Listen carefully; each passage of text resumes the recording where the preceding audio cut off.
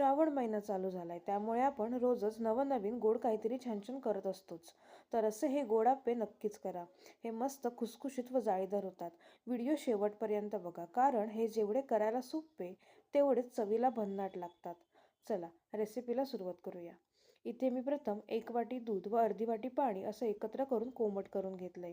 यामध्ये 1 वाटी रवा, 1/4 वाटी गूळ व अर्धा वाटी खोवलेलं ओलं खोबरं ॲड करायचं. हे सर्व छान एकजीव करून घ्यायचं व रवा फोडण्यासाठी 20 ते 25 मिनटं हे रेस्ट करायला ठेवायचं. हे छान रेस्ट झालं की रवा मस्त फुलतो. यामध्ये किंचितचं मीठ व चवीनुसार वेलची पावडर ॲड करायची व छान एकजीव करून घ्यायचं व आप्पे पात्रामध्ये तूप सोडून आप्पे घालून घ्यायचे.